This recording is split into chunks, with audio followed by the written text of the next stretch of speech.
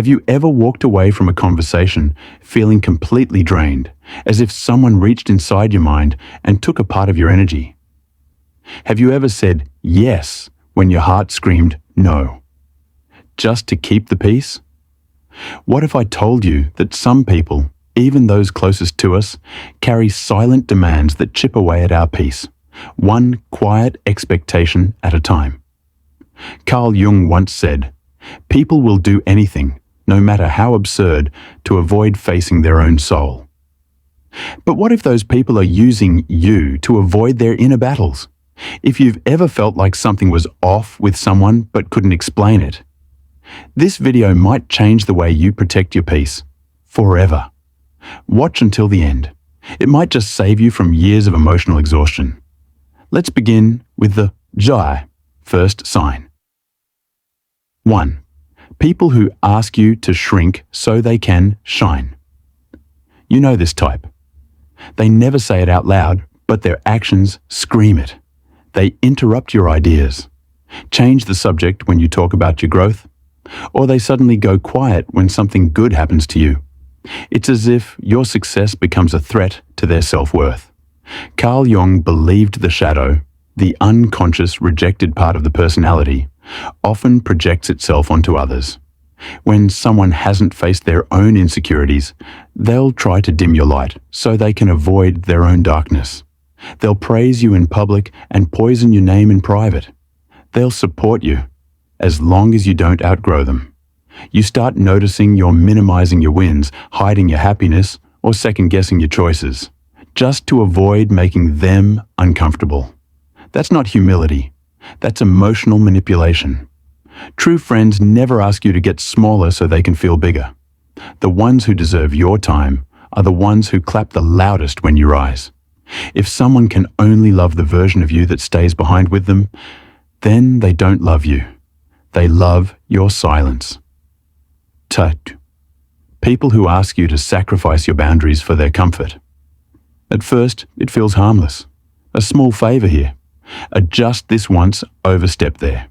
But before you know it, you're canceling your own plans, keeping your phone on 24/7, and saying yes to things you deeply regret. Why? Because they made their needs seem urgent, and you made your peace seem optional. Carl Jung warned that unresolved emotional wounds in others will often seek refuge in people who lack boundaries. If you're someone who leads with empathy, you become a magnet for those who confuse kindness with compliance. They'll say things like, "If you really cared about me, you'd do this." Or, "I'm just being honest. You're too sensitive." These are not statements of love. These are tools of control. And here's the truth. You don't owe anyone unlimited access to your time, energy, or emotions, especially when it costs you your sanity. People who love you will honor your limits. People who use you will test them, then shame you for having any at all. When someone constantly expects you to choose them over yourself, they're not asking for love. They're asking for power. You are not selfish for setting boundaries. You are not cold for choosing yourself. You are safe when you stop saying yes to people who never ask if you're okay. Sometimes the danger isn't loud or obvious. It doesn't come crashing through the door. It knocks gently with a smile, and then quietly takes everything from you. That's what makes the next 2 signs so chilling. They're not just behaviors. They're warnings from life itself. 3rd sign. They ask you to silence your emotions. Imagine sitting with someone, your heart aching, your voice trembling as you try to explain what you're feeling. But instead of understanding, they roll their eyes. Instead of listening, they say, "You're too sensitive," or "You need to toughen up." Slowly, your emotions begin to feel like burdens, like something to hide. That's when the damage begins. Carl Jung said, "Until you make the unconscious conscious, it will direct your life, and you will call it fate." And what are emotions, if not the language of the unconscious? They're not weaknesses, they're signals. They tell you what you need, what hurts, what brings joy, and what feels wrong. But when someone asks you to silence them, to turn off your emotional compass, what they're really asking is, please make yourself smaller for me. They don't want you to be whole. They want you to be easier to manage, less complicated, less human. This type of emotional suppression isn't always loud. It comes in soft suggestions like, don't cry now, you're being dramatic, or get over it. At first, you might think they're trying to help, but over time, you start swallowing your truth. You learn to smile when you're breaking inside. And the worst part? You start thinking that your pain is invalid. If someone constantly minimizes what you feel, it's a way of telling you that you don't matter. And once you believe that lie, they can mold you into anything they want. They'll keep crossing lines because they know you won't react. You'll become quieter, more agreeable, and eventually a shadow of who you used to be. Here's the truth. Your emotions are sacred. They are the raw, unfiltered parts of your soul. And anyone who truly values you will never ask you to kill that part of yourself just to keep them comfortable. If they can't handle your feelings, they don't deserve your loyalty. There's incredible strength in vulnerability. When you open up about your struggles, your fears, your joys, you are showing the courage of someone who refuses to wear a mask. And if someone tries to shut that down, they are not protecting you. They're controlling you. So if you find yourself around people who make you feel ashamed of your sensitivity, your tears, or your depth, walk away. Do not adjust your emotional thermostat to suit someone else's climate. You are not too much. They are simply too little. Jung believed that healing comes when we bring the dark into the light. If your emotions are being buried, then your truth is being buried with them. And that's not love. That's manipulation disguised as care. Honor what you feel. Own your pain. Defend your tears. Because the moment you suppress your emotions to keep someone, you start losing yourself. And you, just as you are worth holding on to. Fourth sign. They ask you to turn against someone you love. This is one of the most dangerous signs, and one of the hardest to recognize. It doesn't always come with an ultimatum. It comes with subtle suggestions, whispered doubts, planted seeds of division. Suddenly, someone you've trusted for years starts looking suspicious in your eyes, and you don't even know why. Carl Jung understood the psychology of projection. People project their insecurities, fears, and darkness onto others, often without realizing it. But manipulators? They do it with full awareness. Because the moment they isolate you from those who care about you, they become your only voice, your only mirror, your only world. Have you ever noticed how certain people always seem to have a problem with everyone in your life, except themselves? They might say things like, I don't think your friend really respects you. Your family doesn't understand your journey. That person is jealous of your growth. At first, it seems like concern, but over time, it becomes a pattern. You begin doubting people you once trusted. You stop sharing things with your family.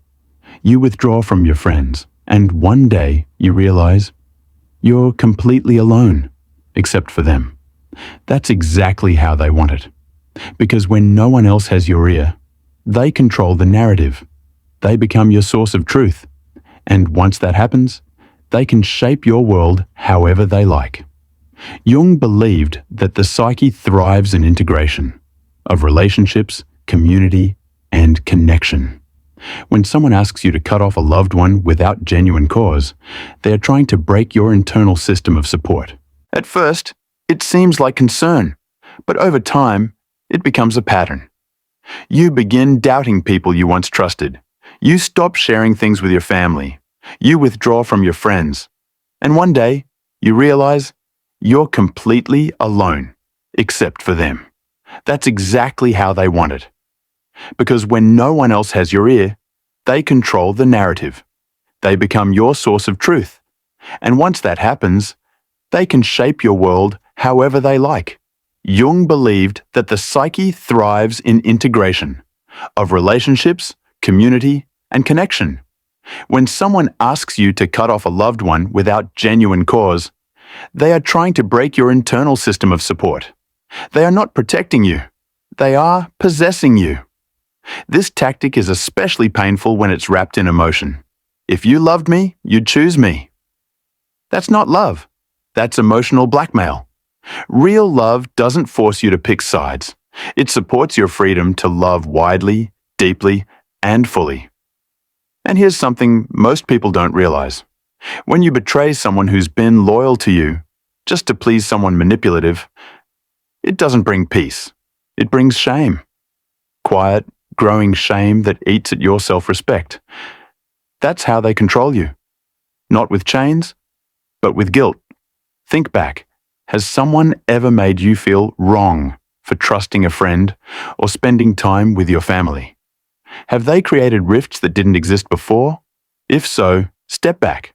Look at the pattern. See it for what it is. An attempt to isolate you so they can own you. Jung said, "The greatest tragedy of the family is the unlived lives of the parents." But sometimes the greatest tragedy of a person is when they abandon the people who truly love them, for someone who only wants to use them. True relationships don't shrink your world. They expand it. They don't make you choose between people. They help you find harmony among them. If someone in your life is making you destroy your bridges just so they can feel safe, ask yourself, what kind of person needs to burn down your past to feel secure in your present? You deserve relationships where you're free to love your people, speak your truth, and stay connected to your roots. Anyone who asks you to abandon that doesn't want your growth. They want your obedience. And there's a big difference between the two. So protect your bonds, nurture your tribe, and when someone tries to make you doubt the people who've stood by you, listen to your gut, not their whisper. Because sometimes the most dangerous voice in your life is the one that sounds the most caring. Stay with this video, because the final sign is the one people miss the most. And it may be the very reason you've felt drained, manipulated, or stuck for years without even realizing it. But here comes the final warning sign. They ask for your forgiveness without changing their behavior. This is one of the most destructive requests a person can make in your life. It's when someone hurts you, betrays your trust, crosses the line, makes promises they never keep, and then, instead of taking real responsibility, they look you in the eyes and say, "Forgive me." Sounds innocent, right? Almost humble. But here's where the manipulation hides. They're not asking for forgiveness as a way to repair the relationship. They're asking for it as a shortcut to escape accountability. Carl Jung believed that the shadow of a person, their darker side, is revealed most clearly not in moments of conflict, but in how they react after being caught. Do they reflect and grow? Or do they twist your empathy into a weapon? When someone repeatedly asks for forgiveness, while continuing the same toxic patterns, what they're really doing is using your goodness against you. They want you to feel guilty for being hurt. They want you to feel obligated to accept their apology. And if you don't, they paint you as the heartless one. This cycle is soul-crushing.